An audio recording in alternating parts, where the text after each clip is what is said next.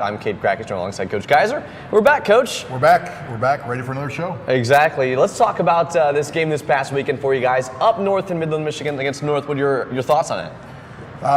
Northwood's a very much improved team, which we thought. A very good football team.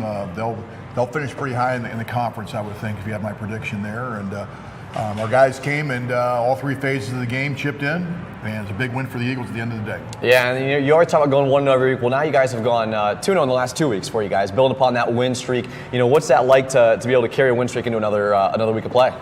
Well, really, to quote Bill Belichick, I'm on to Kentucky Wesleyan already. So, okay. We went 1-0 last week. I didn't know we were 2-0 before that. That's already looking back too far. And the goal is to go 1-0 Kentucky Wesleyan this week. Perfect. And before we dive into the nitty-gritty of everything, a little preview of what Kentucky Wesleyan is as a team.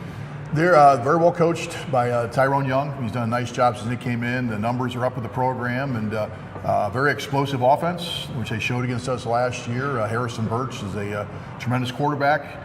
Put 30 on us last year in his very first start of his college career, so we got a big task ahead of us. Yeah, and the last thing we have in terms of this past weekend was the team as a whole, special teams, offense, defense, everyone played their game sound. Is that what you expect to go into a game against Northwood? That's what you hope. That's what you have to be able to do. You have to play a complete game in all three phases. They are traditionally one of the best special teams groups in the conference, and I thought we matched them in some respects there. Not completely, but overall we did. Defensively, it's a very explosive offense. That offense hung 38 on Saginaw's field. So to hold them down, like we did, was a great accomplishment, and we're finally starting to see a little bit of balance on the offensive side of the ball. Yeah, so we talked about this game against Northwood. We've got Kentucky Wesleyan coming up. Who do we have coming on the episode today? We have our running backs coach and pass game coordinator, AJ Nikolai. We have linebacker Jack Talkington and running back Orlando Camara. Perfect. Well, it should be a great episode. We'll step aside. We'll get ready to recap this past weekend against Northwood and a more in-depth notion with our correspondents from AUTV and WRDL. So we'll step aside. We'll join you back here soon. You're watching Year 3 of the Doug Geiser Show, Episode 5. Stay tuned. You're watching the Eagle Network.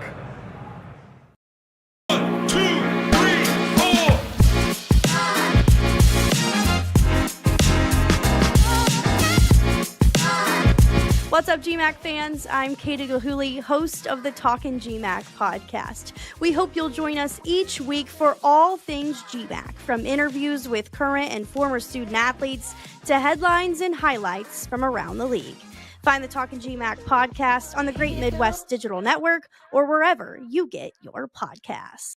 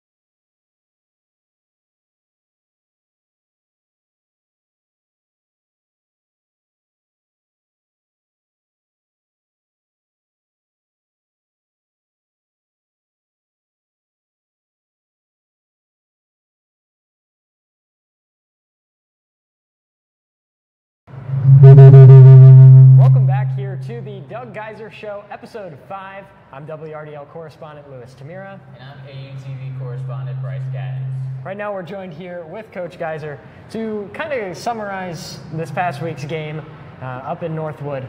And as far as a couple of questions go, Coach, I'll start you off easy with the quarterback play once again. More progression for your quarterback, Cam Blair. Just give us your overall thoughts on his performance this past weekend. I'm happy with what he has started to become. I think Coach Stacy is getting a pretty good feel for what he can do in the run game and also the pass game. Start to utilize that a little bit, get him in a comfort zone. And I think you've just seen now he's starting to knock the rust off a little bit and starting to feel really comfortable after 4 games. And hopefully the trajectory continues in that respect too. Yeah, and running backs, we're having Atlanta Kamara on later in the show, but you've had a couple different guys every game kind of step up. How good is it to have multiple guys in that running back room to be able to step up every game?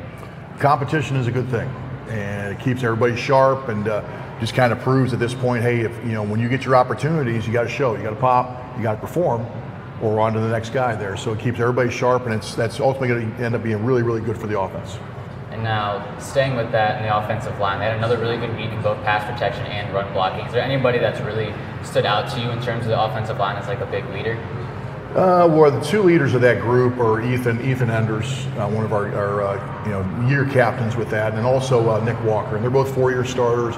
Both played a tremendous amount of football for us. And Ethan's a little more of the fiery of the 2. Nick's a little more of the calming influence. And they play off each other very, very well.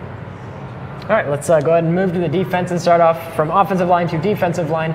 Stat sheet only says 1 sack, but they played their part way more than just that 1 sack. Shows.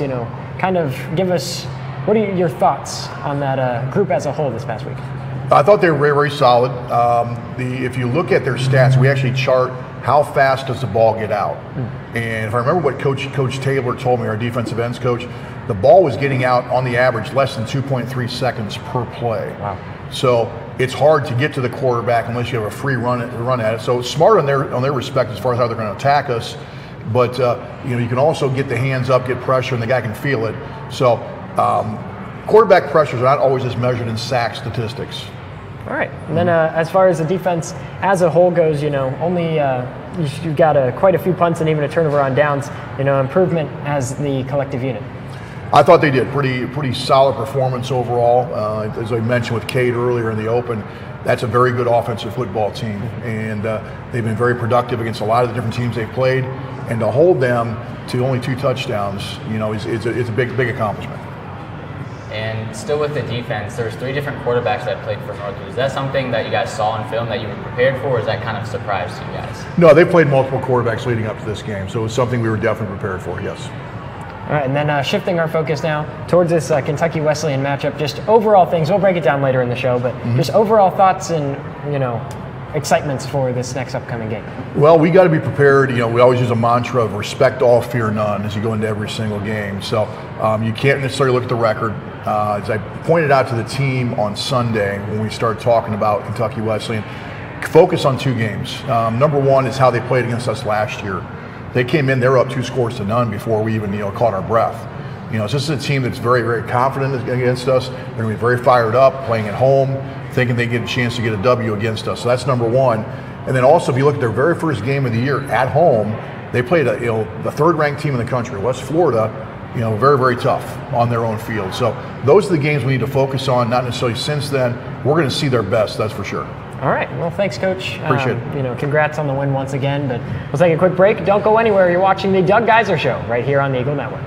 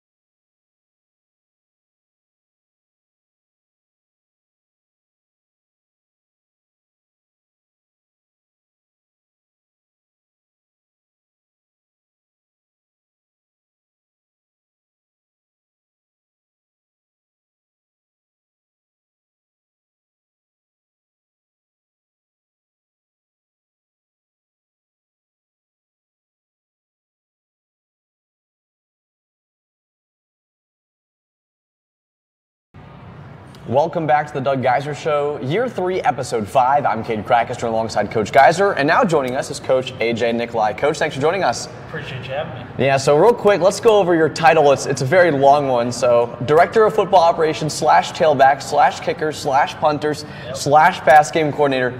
How do you manage all those? Well, I have the greatest bunch of student assistants that you could ever imagine, and our great GA and Evan Kirkpatrick. So I'm able to delegate a lot of stuff, and you know, it's kind of, I've had some of those student assistants for quite a few years now, and they kind of know what needs to be done before I even have to like ask or say anything about it. So you know, that makes my life incredibly easy from the operations standpoint. And then, you know, as coaching running backs and you know, the kickers and punters as well, you know, just kind of you delegate it and you kind of figure out what you got to do for each position each day, and it's, you know, it's always changing. Yeah, Coach Geiser, and what makes you trust him, Coach Nikolai, here with all those duties?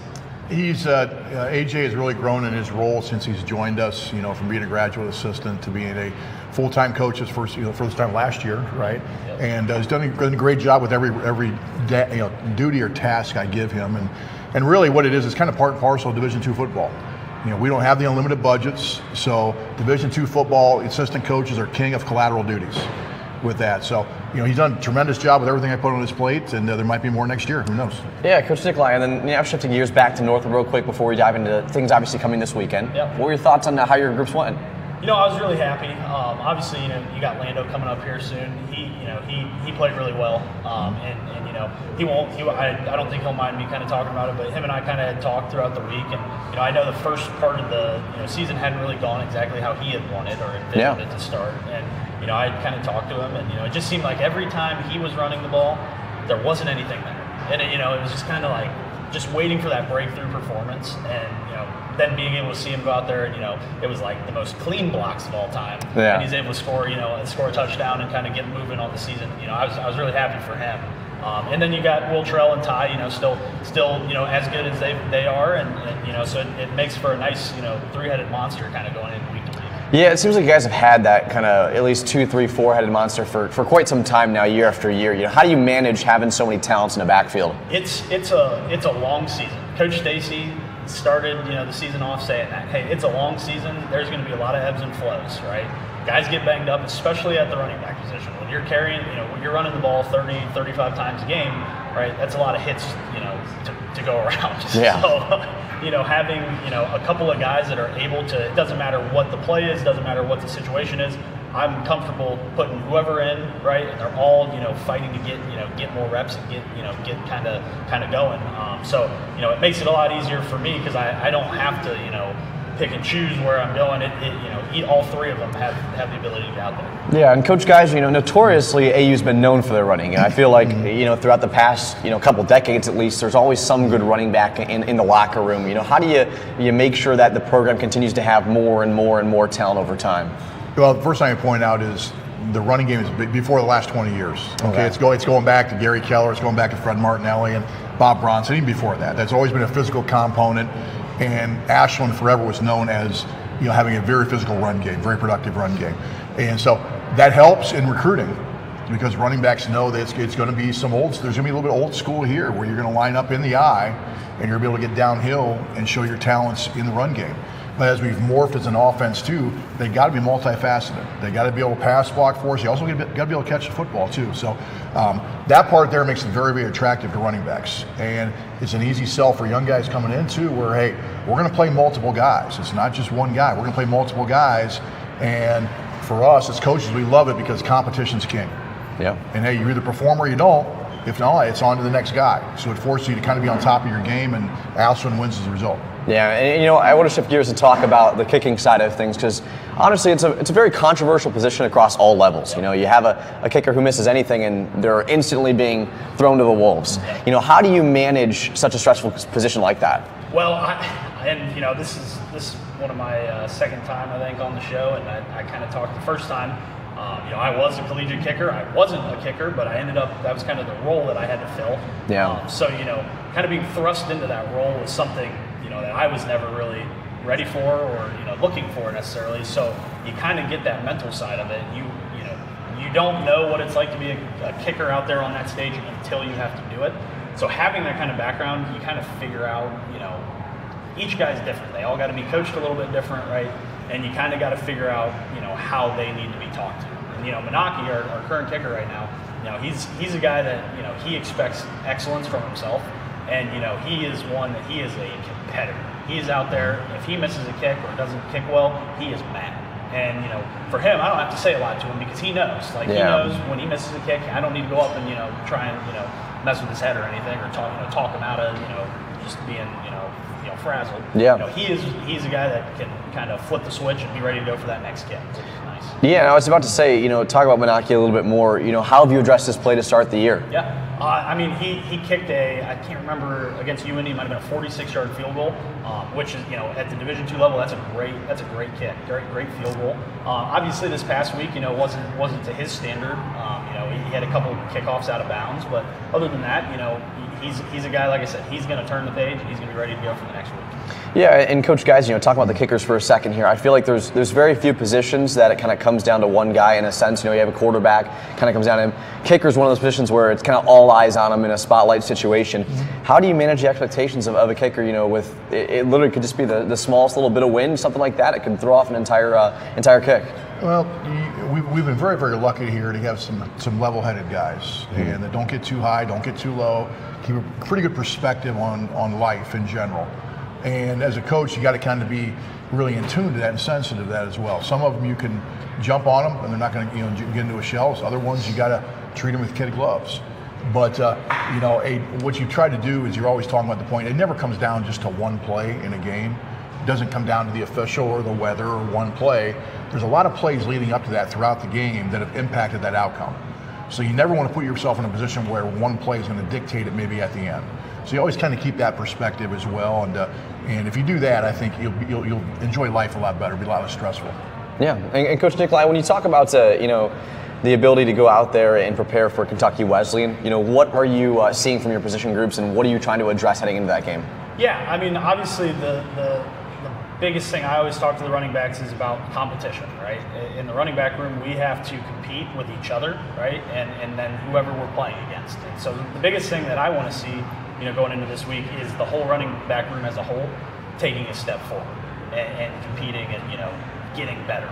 Just taking that next step and continuing the improvement. Yeah. Perfect. Well, we'll step aside. We'll join you back here soon. Appreciate you, Coach Nikolai, for joining us. Yeah. We'll be back in a moment. Don't go anywhere. You're watching the Doug Geiser Show, Year 3, Episode 5, right here on the Eagle Network. To the Great Midwest Athletic Conference, where greatness is achieved from heart-stopping moments to incredible teamwork and unyielding determination. This is more than a conference. It's a community of excellence where academic success meets athletic prowess and future leaders are forged. The Great Midwest Athletic Conference. Building character through competition.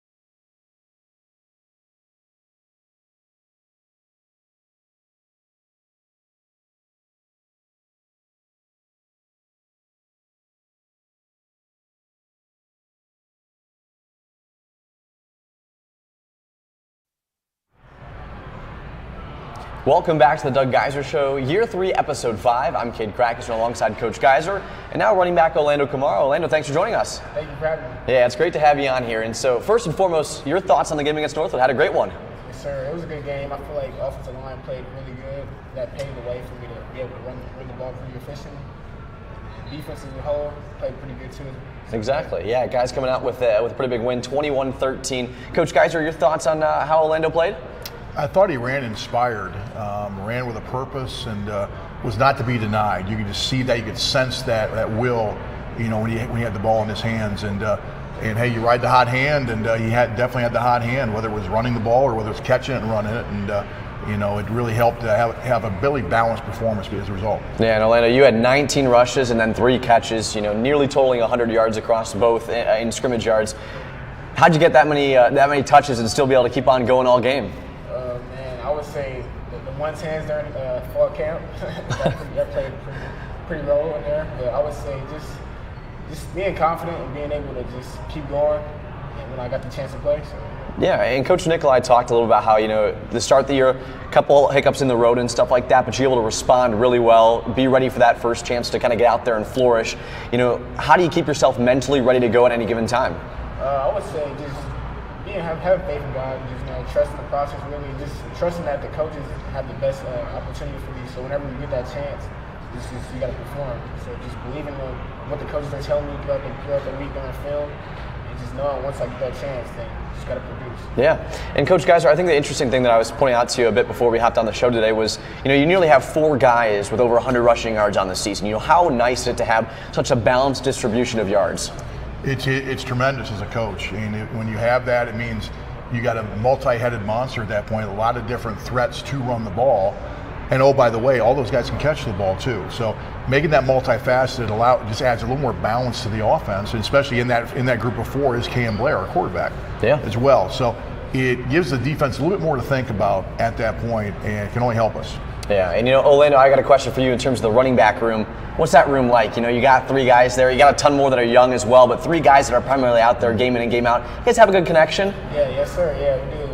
It's a good friendly competition. So every chance we get, we're always competing, having fun, just trying to make each other better. Yeah, I think a tough thing about the running back room is sometimes you guys can be itching and fighting for each other's reps and whatnot. How do you make sure that you don't have any internal conflict? Are you doing it more from a competitive side, or what's that like?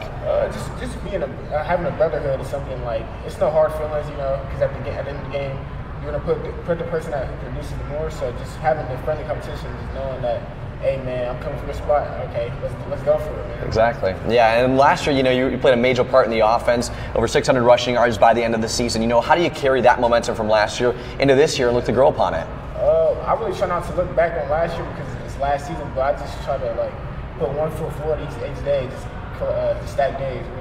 Yeah, and Coach Geiser, how nice is it that every time I ask someone about last season or last week, they always kind of point to the now? They must be listening to what I'm saying. They must be drinking the Kool-Aid. But no, we have some tremendous young men who, at the end of the day, they make the most important thing, and that's winning together as a team. It doesn't matter who gets the credit. If the team wins overall, there's a lot of credit to be passed around. Yeah. And so when you take the ego out of it like that and realize as a team we're trying to hold ourselves to a standard of excellence overall, it takes all the individual selfish things out of it, and that's sometimes tough to do. We have a lot of great young men that bought into that. Yeah, and Orlando, my last question for you is, how do you kind of turn a new cheek, look to Kentucky Wesleyan, look to build upon what you've been doing? Really just staying ready, staying focused, preparing throughout the week, just trusting what the coaches, the game plan they have for us, and just executing each day of practice. Yeah, and Coach Geiser, lastly for you, what do you expect from the running back room moving forward? I'd like to see us take a step forward every single week. We're still not run efficiency wise where I want it to be. We had more explosive runs this week, which was nice to see. But you would like to be efficient, probably 55 to 60% of the time, and we're not quite at that level yet. So for us to take another jump as an offense, that part has to happen. That consistency has to happen. Perfect. Well, Orlando, thanks for your time today. Thank you for having me. We'll step aside, joining back here soon. One more player interview to go. It's going to be with Jack Talkington, the linebacker for this Eagle defense. Stay tuned. That's coming your way here soon. You're watching Year 3, Episode 5 of the Doug Geiser Show right here on the Eagle Network. Budget, save, invest. A plan to help you make smart retirement choices today. Your future self will thank you. This ad has been provided by Donald M. Graham and Associates, where our dedicated team will help you meet life's complex financial challenges. Call today to schedule your visit at 1-800-322-6116. Securities and advisory services are offered through Commonwealth Financial Network, member FINRA SIPC.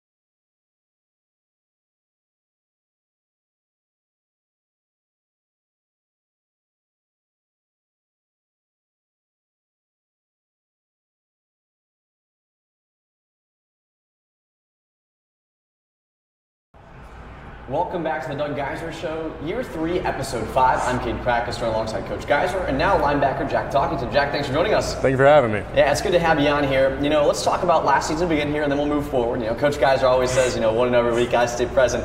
But, last year, suffering an injury, and then being able to respond and, get back to health for this season, what's that mean to you? It means the world, going down, in a blink of an eye, you're just like, wow, just like that, just season's over.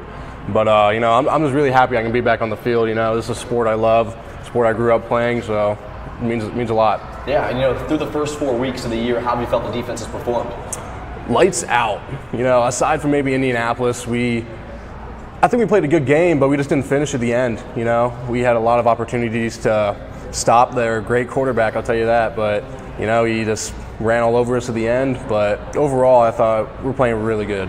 Yeah, and I think a nice thing, too, for you is you've kind of come into fruition the last couple of games or so here against Hillsdale and Northwood, 13 combined tackles through those 2 games. Now you're up to 3 tackles for a loss. You got a sack in both games as well. What's led to you getting into the backfield so easily now? Well, our D tackle has been taking up a lot of blocks, I'll tell you that.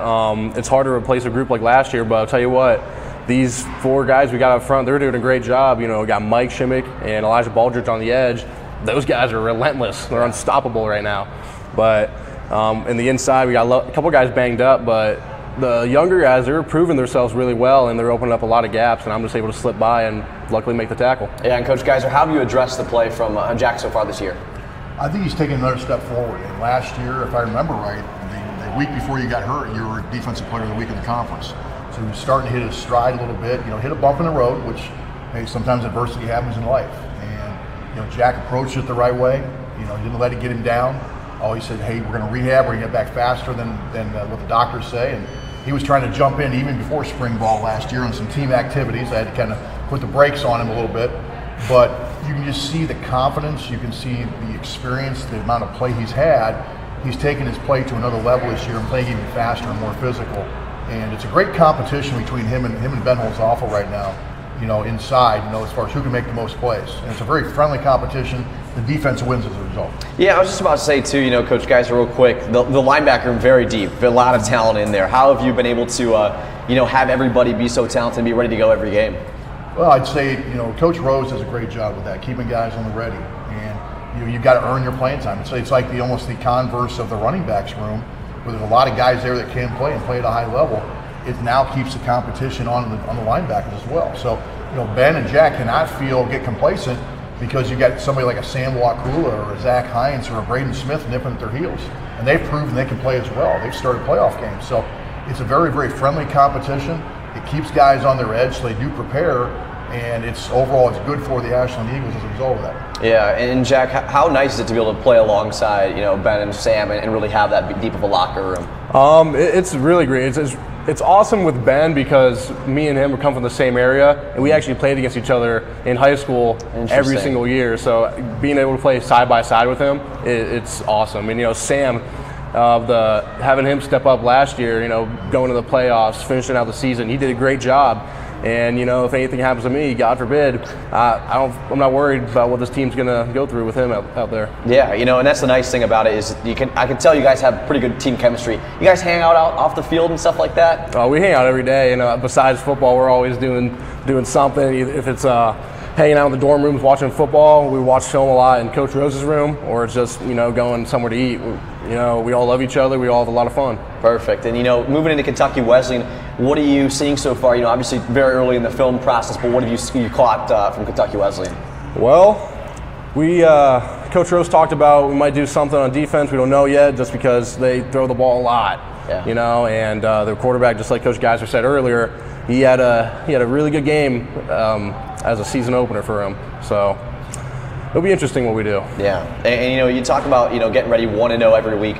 Maybe go through that process of what it's like to be a linebacker. And you're kind of one of those generals on defense. You're sometimes you're referred to as the kind of the quarterback of the defense. What is kind of your day-to-day work up until the weekend? Well, for linebackers, it's a lot of watching film. Because we got to not just study the line, the quarterback. We got to study everything. We got to see the formations. We got to do everything we can to find out what their weak point is. But I'll tell you what helps out a lot is EJ Tia, because EJ's in the back, right behind me. Yeah. He's always in the back of my ear telling me, hey, this is here, that's right there. Just like, wow. EJ's a smart player, and having Ben right beside me, it's hard to go wrong with those guys out there. I was just about to say, is there any other guys on defense you want to shout out that really you enjoy working alongside? Every single one of them. There's not one guy out there that I don't complain being out there with. They're all great players, and they're all my buddies, and I'll do anything for them. Coach, I'm starting to think you might have media trained all these guys. They've all got such great answers, especially for their teammates. How do you really make sure that the locker room stays such a high volume of team chemistry? Well, first of all, I got some good assistants. Yeah. And Coach Rose, one of the things he preaches on the defensive side of the ball is esprit de corps. Okay, and I'm always preaching love of teammate as well, and everything is for the team. Decisions are made for the team. So, when you're constantly preaching it, that's what they're hearing. They're seeing the results of that as well. When you make a play, you're celebrating with your teammates. It's not about you, because guess what? You probably had 10 other guys on there did their job, allowed you the opportunity to make that play, and that's whether it's offense, defense, or special teams. So, it's a certain dynamic that, and make no mistake, this was in place way before I took over as a head coach. Of course, yeah. And it was, I know Coach Owens, I learned it from him, and it was in place there. And, by the way, Gary Keller was a heck of a defensive football coach, and a heck of a head coach. Went to the playoffs, Fred Martinelli, Bob Bronson, George Donges. So it's gone back through the years. That's what the culture is at Ashland. That's what it is. It's about more than just football. It's about love of teammate as well. It's about a standard of excellence and how you achieve that. You can't achieve it by being selfish and making it about yourself. You celebrate your team, and the thing that I love is you get a chance to see, maybe some guys might not get as many minutes. When they make plays, their teammates are just as happy for them as themselves, and it's a neat dynamic to be a part of. Yeah, Jack, obviously you guys are going to be on the road this week, but you're back at home at Jack Miller Stadium in 2 weeks. I've asked most people who come on the show, what does playing at Jack Miller Stadium mean to you? Wow. It's really nice, especially with the schedule we've had. First 5 games, 5 different states. Wow, that's crazy, right? But playing in front of the fans, it's really special. Be able to come home and put on a show for the crowd. Of course. Well, Jack, thanks for your time today. Thank you for having me. We'll step aside, join you back here soon. Our Q&A segment's coming your way here shortly. You're watching the Geiser Show, Year 3, Episode 5, right here on the Eagle Network. Budget, save, invest. A plan to help you make smart retirement choices today. Your future self will thank you. This ad has been provided by Donald M. Graham and Associates, where our dedicated team will help you meet life's complex financial challenges. Call today to schedule your visit at 1-800-322-6116. Securities and advisory services are offered through Commonwealth Financial Network, member FINRA SIPC.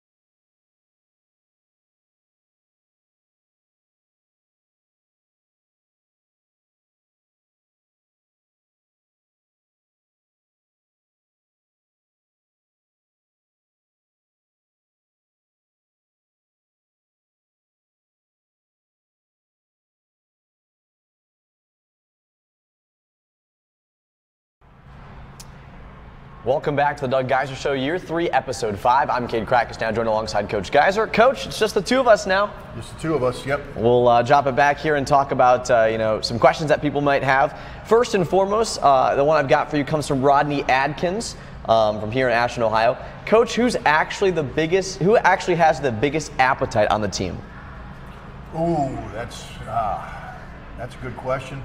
I would probably have to go into the offensive line room if I was a betting man there. A lot of big bodies. Okay. Maybe an underrated one flying below the radar. Maybe a Beef Heisler, Andrew Heisler. Okay. I know he can put away quite a few calories at a sitting. Maybe you look at, let's see, I used to say Andrew Bowden, but he went on a crusade to lose some weight in the offseason. Okay. So maybe not so much more in that conversation. You'd always want to throw in there probably Nico Trasic. Nico can put down quite a few subs in one sitting, I would think there. And then maybe one more to round that out. You're probably talking something like Caden Riddle. Okay, I like that. Yeah. All right. Well, are you a big convo guy yourself? What's your go-to meal? If you have to pick something. At Convo, depends on what meal it is. Okay. Okay, we do our pregame meals there. If it's a 1 o'clock game, we're eating breakfast. I always go with the sausage gravy, but not over biscuits. I don't like the biscuits. I put it over hash browns. Okay, I'll respect that. That's not a bad selection. I like that. Now, if it's a normal day, I usually gravitate towards the line that is the smallest. I don't like to wait in line, so I'm going to go to the one. There's a lot of good choices there. So I'll go to the one that has the shortest line. Okay, I like that. Well, our next question comes from Tyler Brooks from Ontario. If you suited up tomorrow, what position would you think you would still be able to play? Well, first of all, we're probably talking one play. Yeah, let's say you got one play. Okay, let's say national championship, final play of the game, one play. What position are you at? And because there is such a thing as OMS, you know what OMS is, right? No. Old man strength. That's real. You probably have that. Old man strength is real. I wouldn't question you. After one play, though, conditioning would take over. So we're definitely talking last play of the game. I would probably have to say center. Okay, I respect center. that. Yeah, I'd have to move the least amount of time, distance at that point, and hopefully be able to hold my own. So what are you looking at when it comes to working out? What are you working out the most? Doing a lot of cardio right now, actually. Okay. We got an Airdyne bike in the weight room right now, a road bike, and doing some tempo training with that, and it's been got a lot of good results. Perfect. Well, now we got a couple of fun questions for you. This one comes from Darius Thompson. What are some of the excuses players have come up with for missing practice? Do you have any notable ones that you've had in history? Missing practice. That's happened very rarely in my time. Interesting. Okay, so how often does it happen, do you think? You can count on one hand?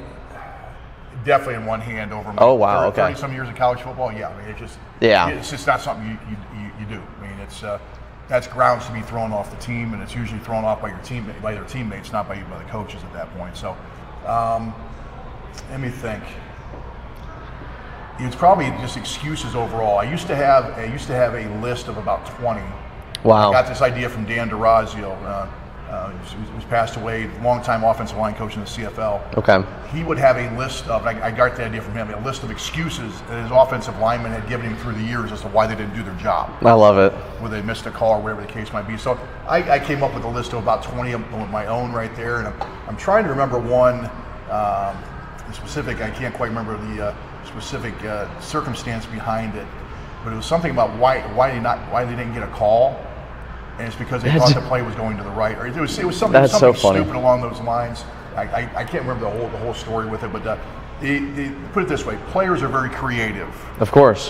When they're trying to cover their butt on some things, and so you just teach them to be accountable there, and hey, if you screw up, you own it. Yeah. At that point, but as far as missing practice, there's definitely less than 5 in my 31 years of college football. Out of curiosity, is there a punishment for missing practice? What does it look like for AU? Oh, yeah, there is. I mean, we have 15 accountability teams right now, so everybody's broken up into a smaller group of 10 to 12 players.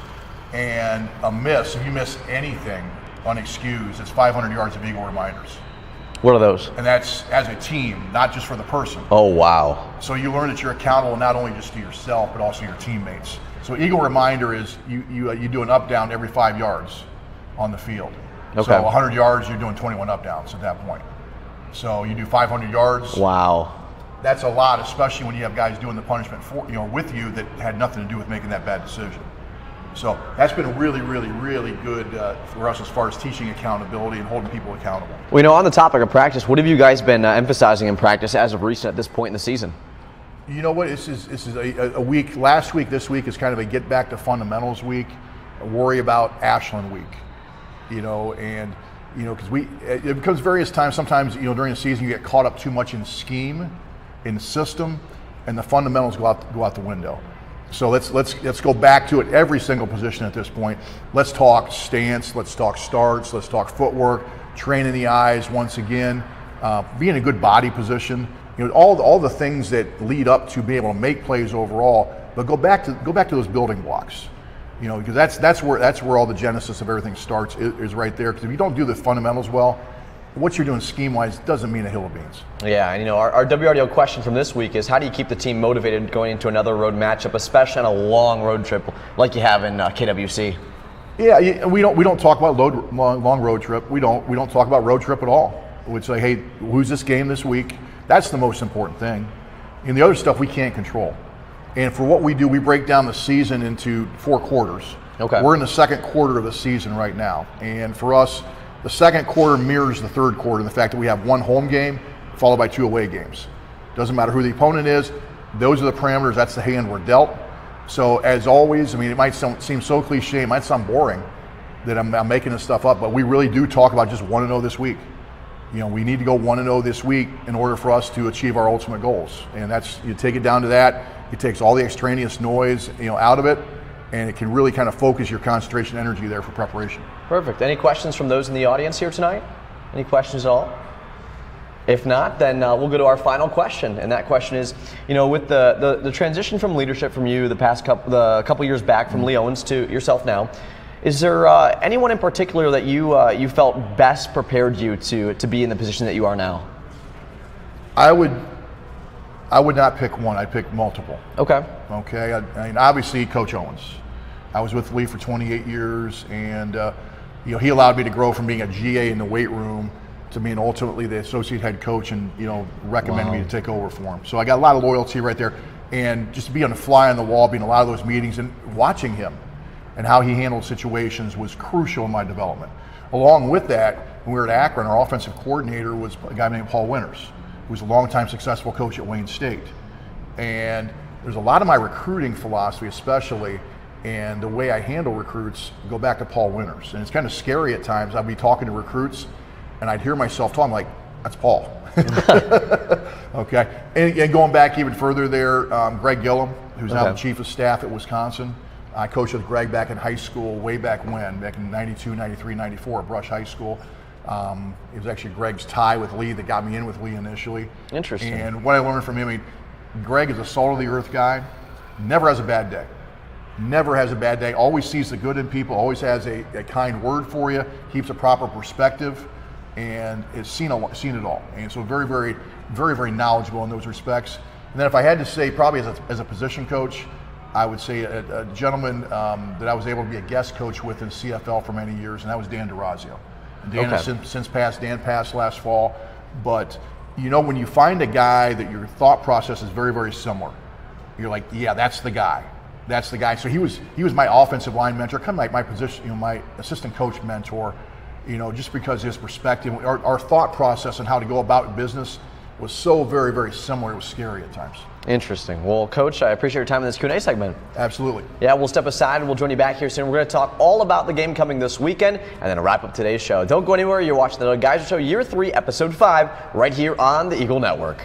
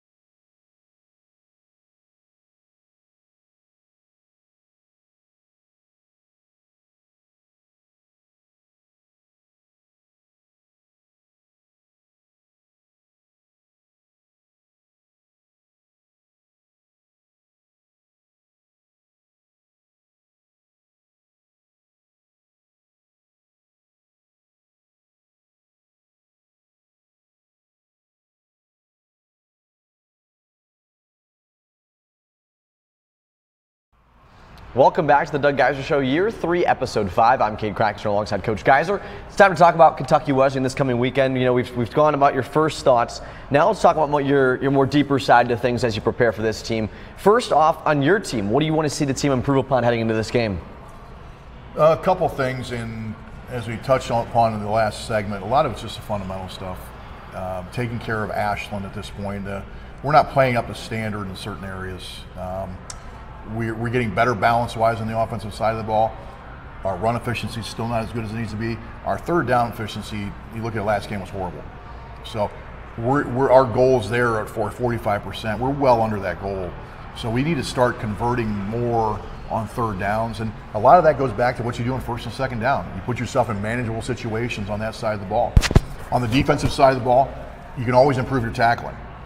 You know, we had some open field misses last week. One unfortunately got called back due to a penalty on Northwood. But you know, you want to get better at that aspect of it because, you know, sometimes teams are going to make plays. You're going to break down somewhere. You got to keep it from being an explosive play, and that's where great tackling comes in. And then on special teams, we got a lot on our plate right there. We need to, you know, our kickoff team did not perform very well last week, and you know, part of that was on kicking the ball out of bounds, but also part of that is coverage and not getting off blocks. You know, so there's different aspects here and there. You look at each individual position of it. There's something they can get better at for us to achieve the standard of excellence we expect. Yeah, you know, you talk about their team. Offensively, they've had some struggles this year. Mm-hmm.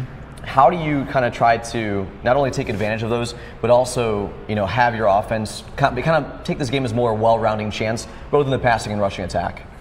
You talking about our offense or our defense? Yeah, your offense. Our offense.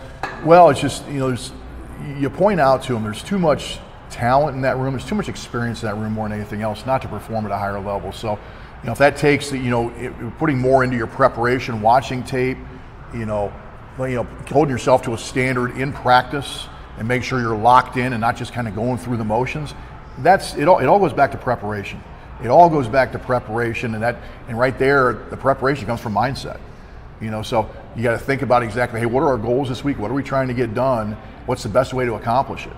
And make sure that, hey, when things happen off the field, once you get between those white lines on that 3:30 to 5:30 time period, I got to be locked in to maximize that, you know, maximize the reps I do get. Yeah, and the funny thing about your team is you always seemingly do well on special teams. Mm-hmm. You know, for some reason I feel like you guys are always finding your way to block kicks, block punts, you know, make your name known in the special teams department. Mm-hmm. In 2025, you guys have 3 blocked punts this season. Mm-hmm. You know, how do you keep trying to keep that momentum going game in, game out? Well, we do a great job. It's 3 block kicks overall, so it's whether it's field goal, PAT, or whether it's punts. Okay. It's 3 overall.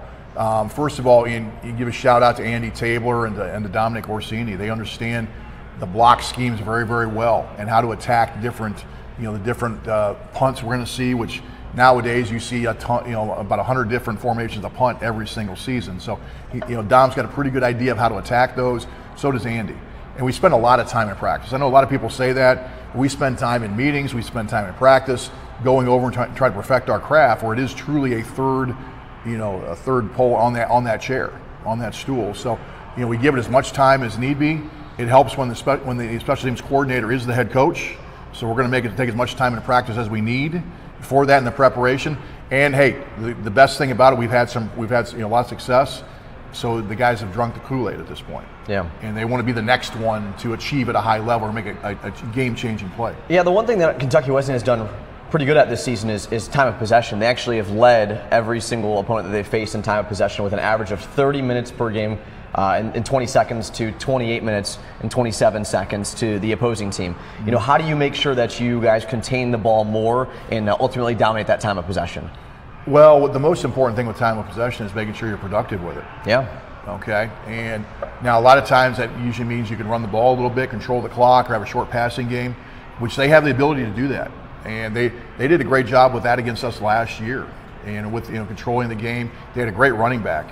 You know, Mr. Mackey did a tremendous job against us, so they were able to control the ball on the ground at times. And also their short passing game, and their quarterback can run a little bit too. So you got to make sure that if they're controlling the clock on you like that, they don't finish the drive with a score. That's the most important thing. So you corral them on those key downs, on those third downs, on those fourth downs. Yeah, against Northwood, I'm pretty sure neither team had a turnover, if that's correct. You guys didn't force any, and they didn't have any, I don't think. You might be correct with that. And with that being the case, obviously, you'd love to be forcing turnovers. You're also happy though that you didn't turn the ball over at all. One thing Kentucky Wesleyan is struggling with is keeping that ball in possession. They've got 7 fumbles on the season and have thrown 5 interceptions.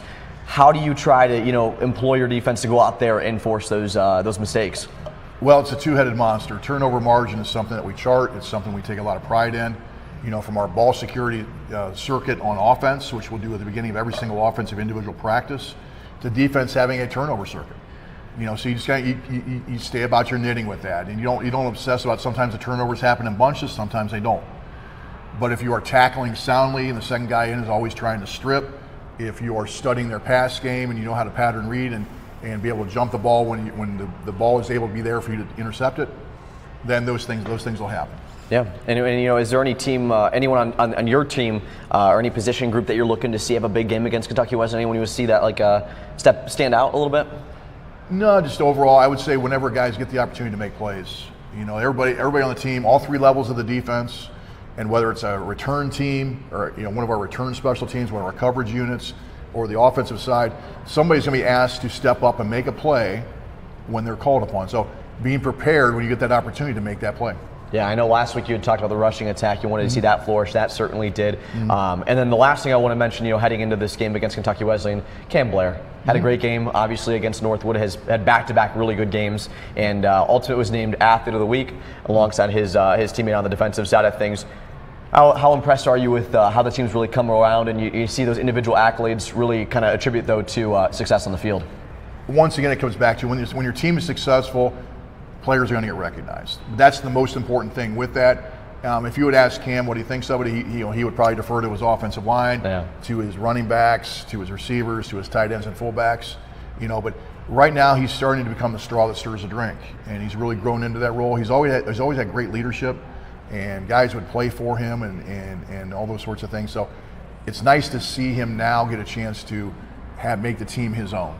Yeah, he hasn't had that opportunity in a couple years, and from recruiting in high school, that team was his own in high school, and so see him grow into that role here, it's something he's done before. He feels very comfortable in that role, and I just challenge him to continue to get better every single week. Yeah, and how have you liked his progress from week 1 to week 4? I feel like, just from what I've seen from my perspective, he just seems more comfortable. Would you say that's the case? I would say that's the case, and just feeling, he's, like I said, he hasn't had extended minutes since his freshman year, in crunch time situations, and so it's that position. It just takes time. It takes time, and you see the throws are coming out a little bit quicker right now. The recognitions happen a little bit quicker, and that's just natural in his progression because nobody works harder in preparation than Cam does. Whether it's watching tape, whether it's working individual, extra routes after practice, he puts the time in. So to see some confirmation in his play makes me feel really good for him. Yeah, and my last question for you, 5 states and 5 different games finally coming to a close after this week against Kentucky Wesleyan. How's that feel for you, knowing that you got through a pretty rough patch in terms of traveling? Well, we haven't got through it yet. You're about to get. That's a good point. That's a good point. We got a 6-hour trip down to Owensboro, and play a team that's going to be very fired up to play against us. A team that has played well against us in the past. So we got to really make sure that we've taken care of our business in preparation to go down there and have a chance to beat them. Yeah, well, a big thank you to all of our Ashland University football sponsors, Buffalo Wild Wings, for hosting us here every single Monday from 7 to 8 p.m. live for the Doug Geiser Show Year 3. And a big thank you to all of our guests here today, Jack Talkington, Orlando Kamara, AJ Nikolai, and of course to you, Coach Geiser, for joining me here today. Appreciate it. Appreciate you having me again. And make sure you all come out to BW3s. The wings are awesome, but there's also a lot of other good food here as well. So it's definitely a trip well worth made. Of course. Well, next week is our week again, where all a portion of the funds come back to Ashland University Athletics. So make sure if you mark down anyone on your calendar, specifically next Monday, we'll bring you an extra special episode to make sure that you have some entertainment while you enjoy some food here at Buffalo Wild Wings. Well, we'll catch you guys next time. A big thank you to tuning in to Year 3, Episode 5 of the Doug Geiser Show. We'll see you next time.